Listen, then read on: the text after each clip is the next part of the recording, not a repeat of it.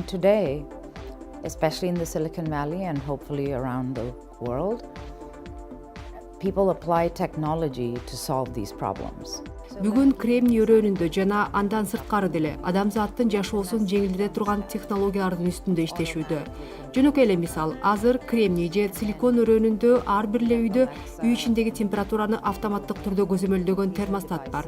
Ошондой эле музыка ойнотуу, жарыкты өчүрүү, эшикти жабуу сыяктуу эң жөнөкөй кыймылдарды аткарган Alex же Google Chrome технологияларды үйдө колдонобуз. Мунун баары үн менен башкарылат.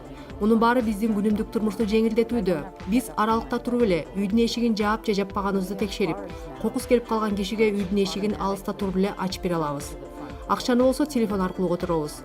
Бул силикон өрөөнүнүн жашоочуларынын күнүмдүк турмушунун бир эле көрүнүшү. Биз жөн гана технологияларды өнүктүрбөстөн күнүмдүк турмушту жеңилдеткен технологияларды иштеп чыгуудабыз. Жаңы технологияларды иштеп чыгууга катышуу үчүн тийиштүү бир билим база талап кылынат.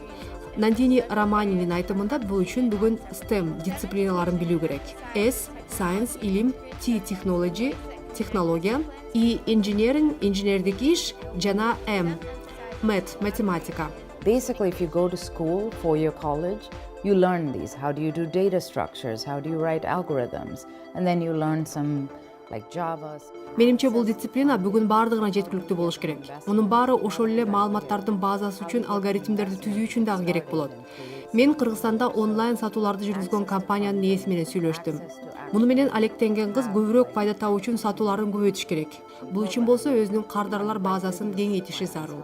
Ал эми кардарлардын базасын түзүп, аны туура башкаруу үчүн алды менен математиканы жакшы өздөштүрүү зарыл. Азыр көп өлкөлөрдө STEM билим берүү системасы активдүү киргизилип жатат.